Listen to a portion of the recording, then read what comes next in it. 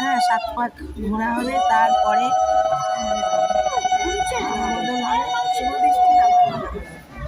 এখন শুভ দৃষ্টি হবে।